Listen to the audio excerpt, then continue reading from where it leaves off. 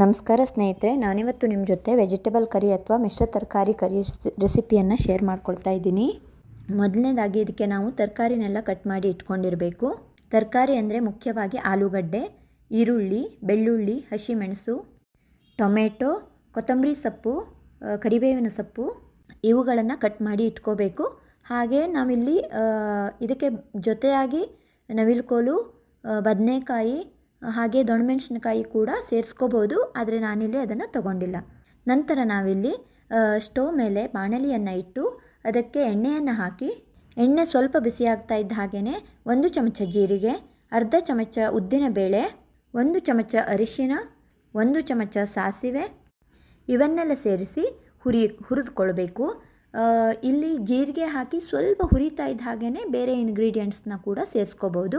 ಹಾಗೆ ಇವೆಲ್ಲ ಪದಾರ್ಥಗಳು ಸ್ವಲ್ಪ ಹುರಿತಾ ಇದ್ದ ಹಾಗೆಯೇ ನಾವು ಈಗಾಗಲೇ ಕಟ್ ಮಾಡಿ ಇಟ್ಕೊಂಡಿರುವಂಥ ಅಥವಾ ಜಜ್ಜಿ ಇಟ್ಕೊಂಡಿರುವಂಥ ಬೆಳ್ಳುಳ್ಳಿಯನ್ನು ಸೇರಿಸ್ಕೋಬೇಕು. ಬೆಳ್ಳುಳ್ಳಿ ಜೊತೆಗೆ ನಾವು ಹಸಿಮೆಣಸಿನಕಾಯಿ ಕೂಡ ಸೇರಿಸ್ಕೋಬೋದು. ಹಾಗೆಯೇ ಬೆಳ್ಳುಳ್ಳಿ ಹಾಗೂ ಹಸಿಮೆಣಸಿನಕಾಯಿ ಚೆನ್ನಾಗಿ ಹುರಿದ ನಂತರ ಅದಕ್ಕೆ ನಾವು ಈಗಾಗಲೇ ಕಟ್ ಮಾಡಿ ಇಟ್ಕೊಂಡಿರುವಂಥ ಈರುಳ್ಳಿಯನ್ನು ಹಾಕಿ ಚೆನ್ನಾಗಿ ಮಿಕ್ಸ್ ಮಾಡ್ಕೋಬೇಕು. ಈರುಳ್ಳಿ ಕಲರ್ ಚೇಂಜ್ ಆಗುವಷ್ಟು ಹುರ್ಕೋಬೇಕು ನಾವು. ನಂತರ ಕರಿಬೇವಿನ ಸೊಪ್ಪನ್ನು ಹಾಕಿ ಮತ್ತೆ ಚೆನ್ನಾಗಿ ಮಿಕ್ಸ್ ಮಾಡಿ 1-2 ನಿಮಿಷ ಬಿಟ್ಟು ಈಗಾಗಲೇ ಕಟ್ ಮಾಡಿ ಇಟ್ಟುಕೊಂಡಿರುವಂಥ ಟೊಮೆಟೊವನ್ನು ಸೇರಿಸಿ ಮತ್ತೆ ಮಿಕ್ಸ್ ಮಾಡಬೇಕು.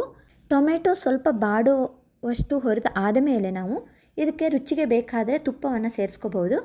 ನಾನಿಲ್ಲಿ ಸ್ವಲ್ಪ ತುಪ್ಪವನ್ನು ಸೇರಿಸ್ಕೊಂಡಿದ್ದೀನಿ. ರುಚಿಗೆ ಬೇಕಾದರೆ ಸೇರಿಸ್ಕೋಬೋದು, ಇಲ್ಲದಿದ್ದರೆ ಅದನ್ನ ಸ್ಕಿಪ್ ಕೂಡ ಮಾಡ್ಬೋದು. ಹಾಗೆ ಟೊಮೆಟೊ ಚೆನ್ನಾಗಿ ಹುರಿದು ಬಾಡಿದ ನಂತರ ಅದಕ್ಕೆ ನಾವು ಕಟ್ ಮಾಡಿ ಇಟ್ಕೊಂಡಿರುವಂಥ ಆಲೂಗಡ್ಡೆಯನ್ನು ಹಾಕಿ ಮತ್ತೆ ಚೆನ್ನಾಗಿ ಮಿಕ್ಸ್ ಮಾಡಬೇಕು. ಆಲೂಗಡ್ಡೆ ಸ್ವಲ್ಪ ಬಾಡಬೇಕು. ಆಲೂಗಡ್ಡೆ ಹಾಕಿದ ಮೇಲೆ ಜಾಸ್ತಿ ಹೊತ್ತು ಬಿಟ್ಟರೆ ಅದು ಅಡಿ ಹತ್ಕೊಳ್ಳೋಕ್ಕೆ ಶುರುವಾಗುತ್ತೆ. ಆದ್ದರಿಂದ ಆಲೂಗಡ್ಡೆ ಸ್ವಲ್ಪ ಹಾಕಿ ಸ್ವಲ್ಪ ಸಮಯದ ನಂತರ ಅದಕ್ಕೆ ಒಂದು ಅರ್ಧ ಗ್ಲಾಸಿನಷ್ಟು ನೀರನ್ನು ಸೇರಿಸ್ಕೋಬೇಕು. ಸೇರಿಸಿ ಬೇಯೋದಕ್ಕೆ ಬಿಡಬೇಕು. ಆಲೂಗಡ್ಡೆ ಸ್ವಲ್ಪ ಬೇಯ್ತಾ ಬಂದ ನಂತರ ನಾವು ಈ ಮಿಶ್ರಣಕ್ಕೆ ಸಾಂಬಾರು ಪೌಡರ್ ಸೇರಿಸ್ಕೋಬೋದು. ಸಾಂಬಾರು ಪೌಡರ್ ಆದರೂ ಅದು ಕೂಡ ನೀವು ಯಾವ ಸಾಂಬಾರು ಪೌಡ್ರ್ ಬೇಕಾದರೂ ಸೇರಿಸ್ಕೋಬೋದು. ಇದೇ ಅದೇ ಅಂತ ಏನಿಲ್ಲ. MTR ಸಾಂಬಾರು ಪೌಡರ್ ಸೇರಿಸ್ಕೊಂಡಿದ್ದೀನಿ ನಾನಿಲ್ಲಿ. MTR ಸಾಂಬಾರು ಪೌಡರ್ ಇಲ್ಲ ರಸಮ್ ಪೌಡರ್, ಗರಂ ಮಸಾಲ ಪೌಡರ್ ಈ ಥರ 1-2-3 ಮಸಾಲ ಐಟಮ್ನ ಮಿಕ್ಸ್ ಮಾಡಿದರೆ ಟೇಸ್ಟು ಡಿಫ್ರೆಂಟಾಗಿ ಬರುತ್ತೆ, ತುಂಬ ಚೆನ್ನಾಗಿರುತ್ತೆ. ನಾನಿಲ್ಲಿ ಅರ್ಧ ಚಮಚದಷ್ಟು MTR ರಸಮ್ ಪೌಡರ್ ಹಾಗೆ ಒಂದು ಅರ್ಧ ಚಮಚದಷ್ಟು ಗರಂ ಮಸಾಲ ಪೌಡರ್ ತಗೊಂಡಿದ್ದೀನಿ. ಸಾಂಬಾರು ಪೌಡರ್ ಸೇರಿಸ್ತಿದ್ದಂತೆಯೇ ನಾವು ರುಚಿಗೆ ತಕ್ಕಷ್ಟು ಉಪ್ಪನ್ನು ಕೂಡ ಸೇರಿಸ್ಕೋಬೋದು. ಹಾಗೆ ನಿಮಗೆ ಬೇಕು ಅಂತಿದ್ದರೆ ಸ್ವಲ್ಪ ಜಾಗರಿಯನ್ನು ಕೂಡ ಸೇರಿಸ್ಕೋಬೋದು. ನಾನಿಲ್ಲಿ ಸ್ವಲ್ಪ ಜಾಗರಿಯನ್ನು, ಬೆಲ್ಲವನ್ನು ಟೇಸ್ಟಿಗೆ ತಕ್ಕಂತೆ ಹಾಕಿದ್ದೀನಿ. ಅದು ಸ್ಕಿಪ್ ಕೂಡ ಮಾಡ್ಬೋದು. ಜಾಗರಿ ಮತ್ತು ಉಪ್ಪು ಎಲ್ಲವನ್ನು ಹಾಕಿ ಚೆನ್ನಾಗಿ ಮಿಕ್ಸ್ ಮಾಡ್ಕೋಬೇಕು. ಚೆನ್ನಾಗಿ ಮಿಕ್ಸ್ ಮಾಡಿದರೆ ನಮಗೆ ಈಗಾಗಲೇ ನಾವು ಹಾಕಿದ್ದಂಥ ಅರ್ಧ ಗ್ಲಾಸ್ ನೀರು ಆರು ಹೋಗಿದ್ದರೆ ಅದಕ್ಕೆ ನಾವು ಮತ್ತೆ ನೀರನ್ನು ಹಾಕಿ ಮತ್ತೆ ನಮಗೆ ಎಷ್ಟು ನೀರನ್ನು ಕೂಡ ನಾವು ಎಷ್ಟು ಬೇಕೋ ಅಷ್ಟು ಸೇರಿಸ್ಕೋಬೋದು. ನೋಡಿ ಸೇರಿಸ್ಕೋಬೇಕು. ಆಲೂಗಡ್ಡೆ ಬೇಯೋದಕ್ಕೆ ಎಷ್ಟು ಅಗತ್ಯ ಇರುತ್ತೋ ನೀರು, ಅಥವಾ ಆಲೂಗಡ್ಡೆ ಅಥವಾ ಯಾವುದೇ ತರಕಾರಿ ನೀವು ಹಾಕಿದರೆ, ನವಿಲುಕೋಲು ಹಾಕಿದರೆ ಸ್ವಲ್ಪ ಜಾಸ್ತಿ ಟೈಮ್ ಬೇಕಾಗುತ್ತೆ ಬೇಯೋಕ್ಕೆ.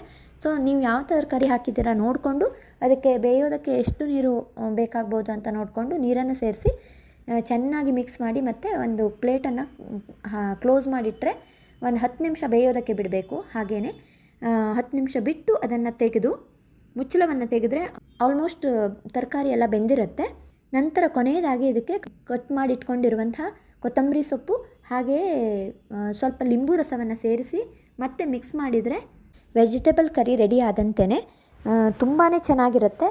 ಈ ಥರ ಮಾಡಿಕೊಂಡ್ರೆ ಊಟ ತುಂಬ ಚೆನ್ನಾಗಿರುತ್ತೆ, ತುಂಬ ಡಿಫ್ರೆಂಟಾಗಿ ಹಾಗೆ ತುಂಬ ಟೇಸ್ಟಿಯಾಗಿ ಕೂಡ ಇರುತ್ತೆ. ನೀವು ಒಮ್ಮೆ ಟ್ರೈ ಮಾಡಿ ನೋಡಿ. Thank you.